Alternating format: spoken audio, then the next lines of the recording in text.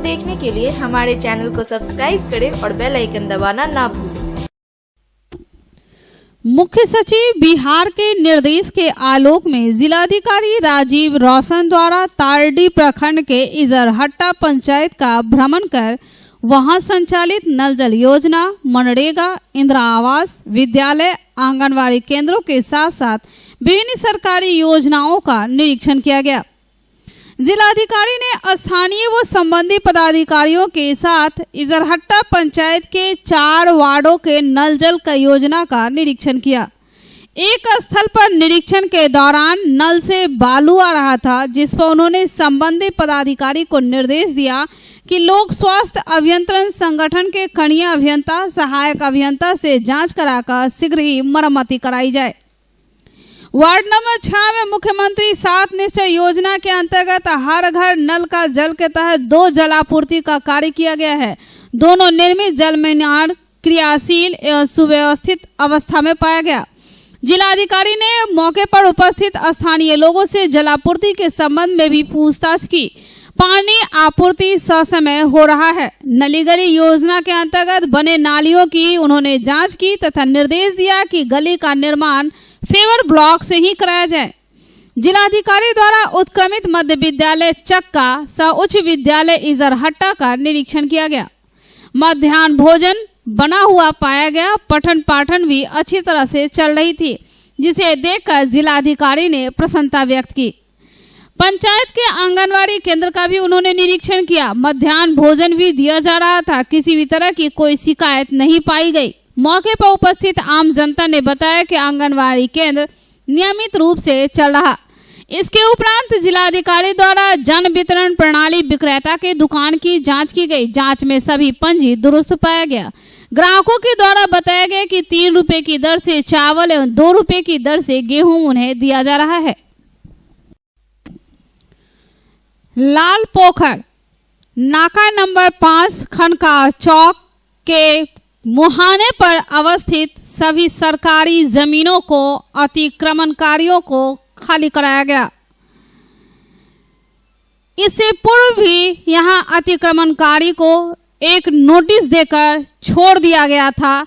कुछ ही अतिक्रमणकारियों को यहां से हटाया गया था, लेकिन इसके बावजूद भी हठधर्मी जिसे कहा जाए वह अब तक वहीं पर स्थित थे, जबकि सरकारी सूचना मिलने के बावजूद भी वो उनका अतिक्रमित मकान, सरकारी जमीन वह खाली नहीं हो पाया था। जिला प्रशासन की तरफ से सदर अंचलाधिकारी के नेतृत्व में भारी पुलिस बल के साथ अतिक्रमणकारियों ने जहां अतिक्रमण किया था, लाल पोखर के पीछे के हिस्से को उसे खाली करा दिया गया। साथ ही साथ जो हिस्सा बच गया है उन्हें नोटिस भी दिया गया। वह स्वयं अतिक्रमित जो सरकारी जमीन है उसे खाली कर दे, अन्यथा बिना अगले आदेश का अब उन पे भी बुलडोजर चलाया जा सकता है। मोहल्ला में लाल पोखर का अतिक्रमण हटाया जा रहा है। पूर्व में भी हटा था। कुल 32 अतिक्रमणकारी हैं, जिसमें 16 का हटाया जा चुका है, 16 बाकी है। वहाँ से फिर आज शुरू किया गया है और अब लगातार चलते रहेगा। हाँ, जेसीबी या और बड़ा कोई मशीन ले जाने का जगह नहीं है पोखर में अंदर ले जाने का। इसलिए अतिक्रमण है पोखर के ज़मीन का, इसीलिए वहाँ मजदूर से ही तोड़वाना है हथौड़ा से। और 3 एकड़ का लगभग है, 3 एकड़ का पोखर है लगभग। इसमें वो 32 आदमी मिल के 40 से 50 डिसमल का एक 2 का नोटिस हुआ है। फिर उसके बाद तीसरा नोटिस भी उन लोगों को दिया गया था। उसके बाद काम शुरू किया।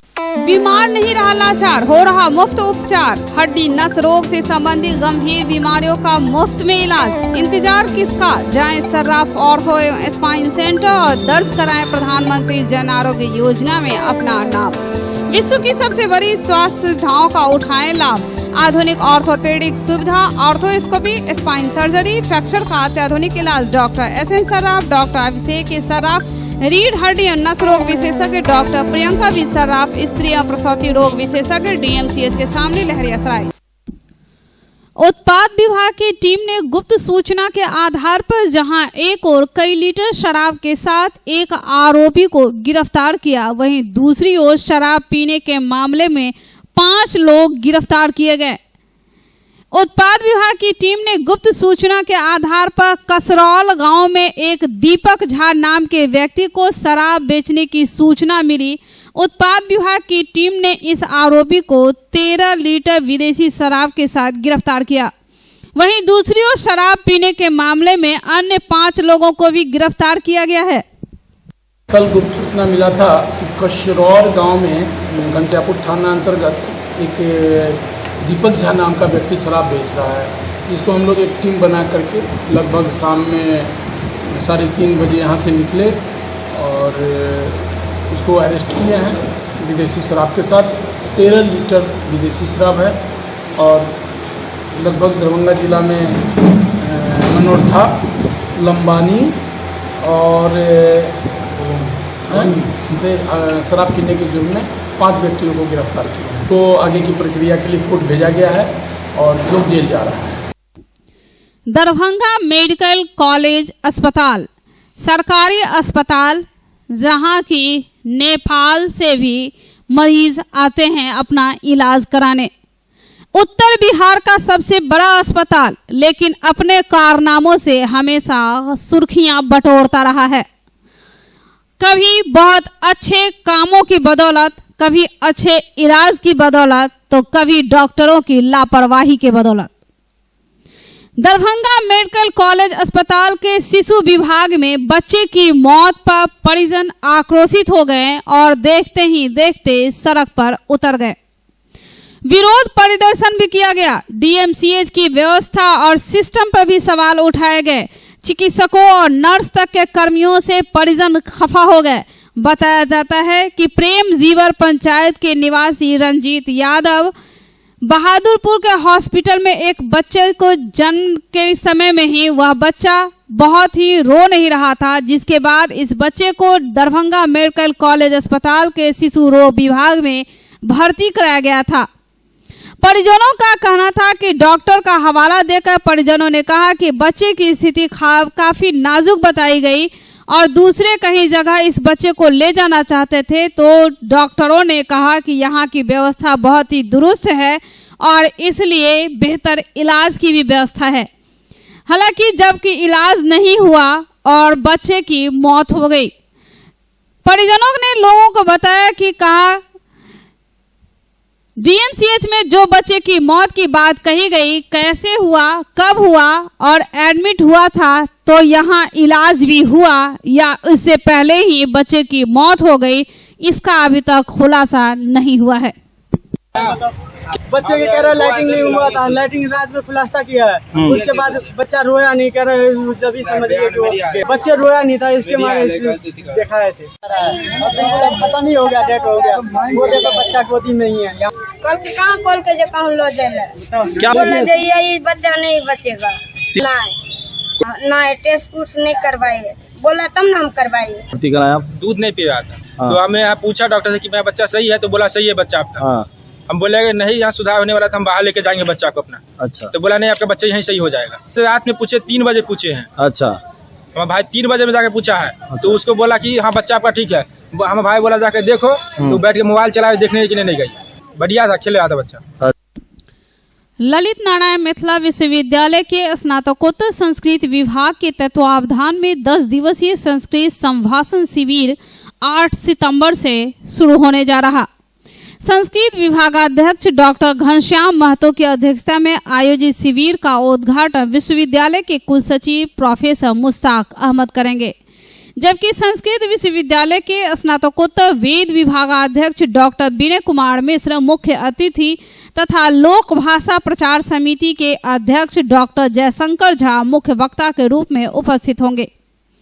वहीं विशिष्ट वक्ता के रूप में मारवाड़ी महाविद्यालय के संस्कृत विभागाध्यक्ष डॉक्टर विकास सिंह तथा प्रशिक्षक के रूप में केंद्रीय संस्कृत विश्वविद्यालय नई दिल्ली द्वारा नियुक्त अनौपचारिक संस्कृत शिक्षक अमित कुमार झा प्रतिभागियों को प्रशिक्षण देंगे। संस्कृत विश्वविद्यालय के स्नातकोत्तर व्याकरण विभाग के सहायक प्राध्यापिका डॉक्टर साधना शर्मा के संचालन में आयोजित उद्घाटन सत्र में स्नातकोत्तर संस्कृत विभाग के पूर्व अध्यक्ष प्रोफेसर जीवानंद झा विषय प्रवेश तथा विभागीय सह प्राध्यापक डॉक्टर RN चौरसिया अतिथियों का स्वागत करेंगे, जबकि शिविर के संयोजिका डॉक्टर ममता स्नेही धन्यवाद ज्ञापन करेंगी। 10 दिवसीय संस्कृत संभाषण शिविर होने जा रहा है, जिसका उद्घाटन कल 8 सितंबर 2022 को होगा और इसका उद्घाटन समय है 1 बजे से, जो कि 2:30 बजे तक चलेगा। तत्पश्चात हमारे प्रशिक्षक अमित झा जी आकर इसमें प्रशिक्षण देंगे। यहाँ पर विभिन्न विभागों से आए हुए शिक्षक भी हो सकते हैं, छात्र छात्राएं हो सकती हैं, चाहे कोई भी संस्कृत प्रेमी हो आकर के यहाँ पर उपस्थित हो सकती है और संस्कृत को सीखने का प्रयास करेंगे, जिसमें छोटे छोटे शब्द संकेत चित्र इत्यादि के माध्यम से वो बताने का प्रयास करेंगे। इससे संस्कृत के प्रति लोगों की जागरूकता बढ़ेगी, लोग संस्कृत में बोलना प्रारंभ करेंगे, छोटे ही स्तर पर सही, लेकिन बाद में ऐसे ही होकर के एक इसका विस्तार क्षेत्र हो जाएगा। संस्कृत तो वैसे भी मधुर भाषा है जिसको बोलना चाहते हैं लोग, और बाद में ऐसा मुझे विश्वास है कि समाज इसे अपनाने का कोशिश भी करेंगे।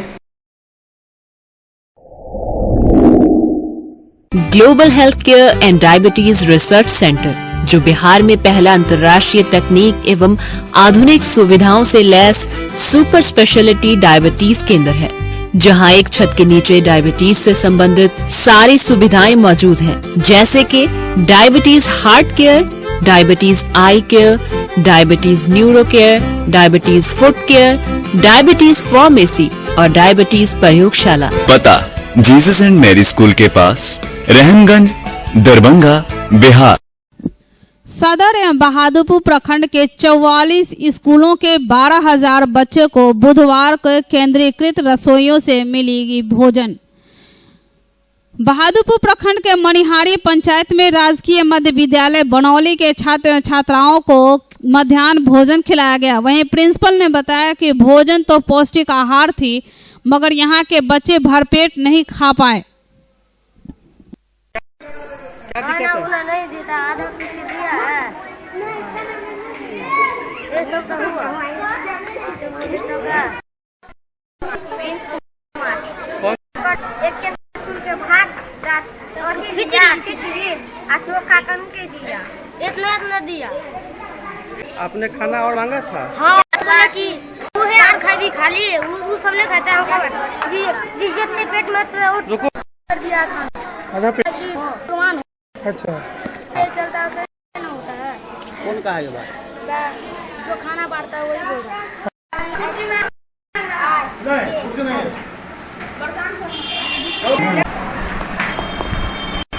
खाना का क्वालिटी जिस तरह पहले था लगभग वही गुणवत्ता थी, लेकिन मात्रा बहुत कम था। बच्चों को पहले भर पेट मिलता था भोजन, वो आधा पेट मिलता है।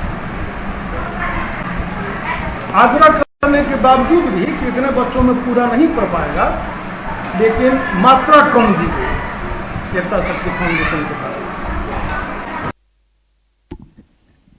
लोक जनशक्ति पार्टी रामविलास के प्रदेश अध्यक्ष राजू तिवारी बुधवार को दरभंगा पहुंचे। मीडिया से बात करते हुए उन्होंने कहा कि राजगीर में 22, 23 एवं 24 सितंबर को लोक जनशक्ति पार्टी रामविलास का प्रशिक्षण शिविर होने जा रहा। लोक जनशक्ति पार्टी रामविलास के सुप्रीमो चिराग पासवान मुख्य अतिथि शिरकत करेंगे। प्रशिक्षण शिविर की तमाम तैयारियों को लेकर पार्टी के नेताओं एवं कार्यकर्ताओं के साथ एक बैठक का आयोजन किया जाएगा एवं प्रशिक्षण कार्यक्रम की सफलता के लिए महत्वपूर्ण बिंदुओं पर चर्चा भी की गई। बिहार फर्स्ट, बिहारी फर्स्ट पर चर्चाएं होंगी। धरती पर आने का मेरा जो मेन उद्देश्य है, हमारे सभी प्रकोष्ठ के अध्यक्ष और इस जिला में जो हमारे प्रत्याशी थे और हमारे जो प्रदेश स्तर के नेता थे उनसे मिलना था और उनसे मिल के 22, 23, 24 सितंबर को जो हम लोग राजगीर में अपना प्रशिक्षण शिविर कर रहे हैं उसमें हमारे मुख्य अतिथि हम लोग के नेता आदरणीय चिराग पासवान जी के अध्यक्षता में वहाँ 3 दिवसीय प्रशिक्षण शिविर लगेगा। उस प्रशिक्षण शिविर में प्रखंड अध्यक्ष से लेकर के जिला अध्यक्ष सारे प्रकोष्ठ के और हमारे प्रत्याशी और हमारे प्रदेश के जो कमेटी की इन लोगों की वहाँ उपस्थिति होगी। उपस्थिति सुनिश्चित करने के लिए और बिहार फर्स्ट बिहारी फर्स्ट जो हम लोग का विज़न है उसमें भी राय कुछ हर क्षेत्र में अलग अलग समस्याएं हैं उस पर भी बात विचार हो रही है अपने नेताओं के साथ। इसी सिलसिले में हम लोग आए हुए हैं। आज सारे हमारे नेता हमारे राष्ट्रीय नेता भी हैं, प्रदेश स्तर के भी नेता हैं, हमारे प्रत्याशी भी सारे हैं, महिलाएं प्रत्याशी हैं और प्रकोष्ठ के अध्यक्ष हैं। इसी सिलसिले में मैं आया हूं और हम लोग अब बैठक करेंगे।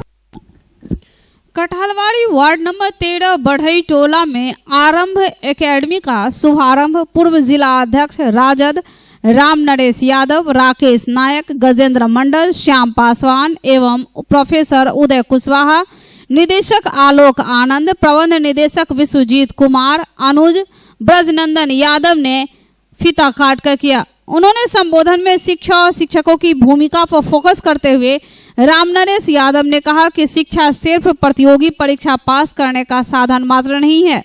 जिस प्रकार से डॉक्टर सर्वपल्ली राधाकृष्णन के विचारों पर भी अपने विचार साझा किए एवं संस्थान के उज्जवल भविष्य की शुभकामनाएं दी। वार्ड नंबर 13 कटहलवाड़ी बढ़ी टोला में आज आरंभ एकेडमी का शुभारंभ किया गया है और इसका जो मेन मोटो है तो मतलब हम लोग चाहते हैं कि यहाँ पे मिथिलांचल के जितने भी छात्र छात्राएं हैं जो किसी न किसी कारणवश अपनी शिक्षा से वंचित हो रहे हैं, जो अच्छे कंपटीशन लेवल को नहीं फेस कर पा रहे हैं, उनके लिए हमने ये संस्थान का शुरुआत किया है। और इस संस्थान का मुख्य उद्देश्य यह है कि हम मिथिलांचल को शिक्षा के क्षेत्र में और आगे बढ़ाएं। इसके लिए हमने क्या किया है, यहाँ पे ढेर सारी फैसिलिटी का ये किया है, आयोजन किया है, जिसमें हमने हॉस्टल फैसिलिटी भी दिया है, लाइब्रेरी फैसिलिटी भी है और डे टू डे हम ऑफलाइन टेस्ट भी ऑर्गेनाइज करेंगे। आज वार्ड 13 बढ़ई टोला कटहलवाड़ी में आरंभ एकेडमिक कोचिंग संस्थान का उद्घाटन किया गया और हमारे यहाँ का जो विशेषता है, ये कोचिंग का जो उद्घाटन किया गया उसका उद्देश्य है कि हम बहुत कम फी पर अच्छा से अच्छा उच्च शिक्षा दे सके ताकि यहाँ के जो दरभंगा और मिथिलांचल परिवेश के जो छात्र या छात्राएं हैं उन्हें अच्छा वातावरण मिल सके और वो सरकारी सेवा में जा कर के अपने समाज और देश का नाम रोशन कर सके।